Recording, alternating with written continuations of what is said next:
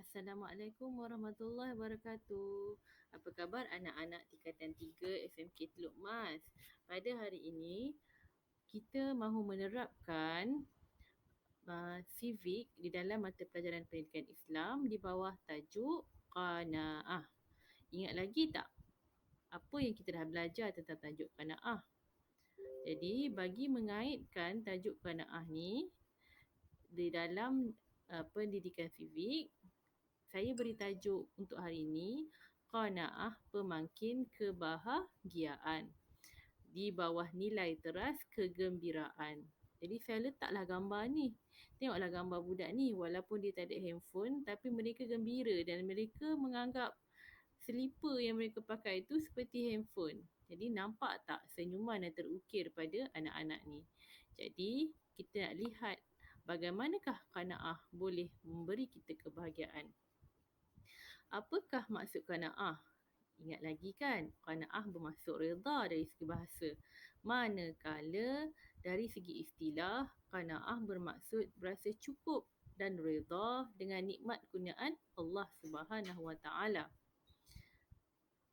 Apakah dalil nakli sifat qanaah?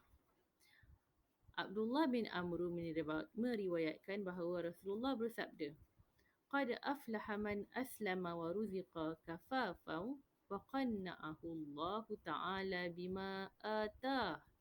Yang bermaksud, sesungguhnya berjayalah orang yang memeluk Islam dan dikurniakan rezeki yang mencukupi dan Allah menjadikannya redha dengan nikmat pemberiannya. Jadi, Rasulullah bersabda, orang yang memeluk Islam itu sudah berjaya dan dia rasa rezeki dah mencukupi kerana Allah menjadikan dia redha dengan nikmatnya. Dalil nakli yang kedua pula, Abu Hurairah meriwayatkan bahawa Rasulullah bersabda, Laisal ghina an kathratil aradi walakin al-ghina ghinan nafsi. Bermaksud, kekayaan itu bukanlah dengan banyaknya harta, tetapi kekayaan itu adalah dengan kaya jiwa. Hati yang selalu berasa cukup. Jadi, kadang-kadang orang tu kaya tapi dia rasa tak cukup. Jadi, jiwa dia miskin. Kita lihat kita ulang balik. Apakah ciri-ciri sifat qanaah? Yang pertama, bersyukur dengan nikmat kurniaan Allah. Tengok kartun ni, dia gembira je, happy, bersyukur. Yang kedua, sabar dan redha dengan ujian Allah. Jadi ciri-ciri orang yang sifat qanaah, bila dapat nikmat, dia bersyukur. Bila dapat ujian, dia sabar. Dan yang ketiga, sentiasa berusaha meningkatkan kesejahteraan hidup. Selagi ada usaha, kita boleh meningkatkan kesejahteraan hidup. Ini adalah ciri-ciri sifat qanaah. Apakah hikmah kita bersifat qanaah? Yang pertama, kehidupan menjadi aman dan tenteram. Aman dan tenteram lah.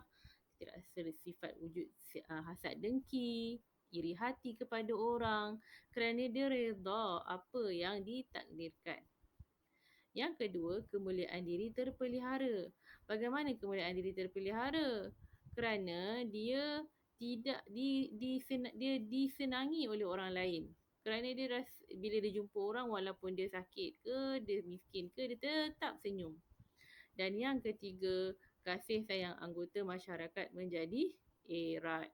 Bila tiada hasad dengki, tiada iri hati, jadi masyarakat akan akan mempunyai hubungan silaturahim yang erat. Okey, kita tengok gambar ni.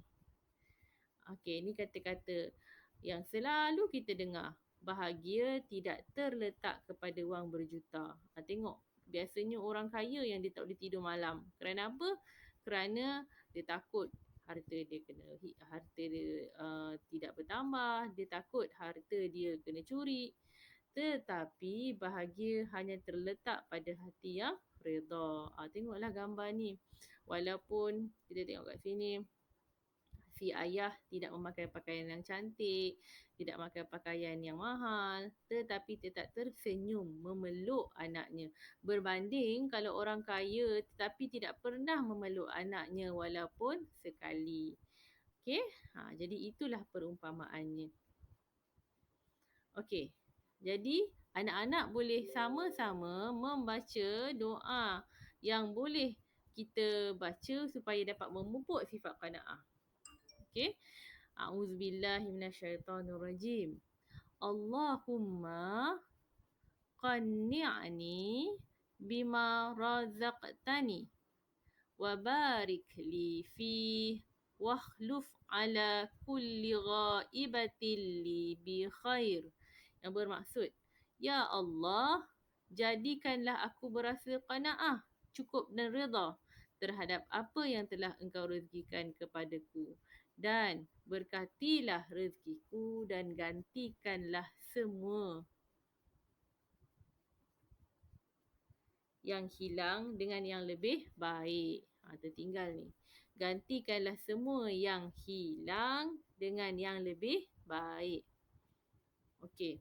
Tapi anak-anak, ada juga sesetengah orang dia salah faham tentang sifat qanaah. Yang pertama, okey, dia tidak berderma atau bersedekah dengan alasan belum menjadi kaya. Dia kata, dia cakap dalam diri dia, aku tak nak sedekah lagi lah sebab aku belum kaya. Kita tak boleh tunggu kaya. Sampai bila kita nak tunggu? Jadi selagi ada duit, kita kena bersedekah. Mana yang kita mampu. Yang kedua, malas berusaha dengan alasan sudah suratan takdir.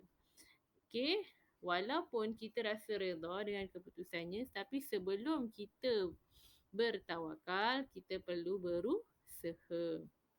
Okey, jadi macam mana saya nak kaitkan sifat qanaah ni dengan sifat gembira? Mula-mula, tugasan 1.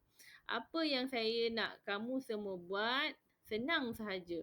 Nanti kamu boleh tulis, boleh type di laptop ataupun di handphone kamu, ataupun boleh tulis di buku, ambil gambar dan beri pada guru kamu. Cuba lengkapkan ayat di bawah untuk memupuk sifat qanaah anda.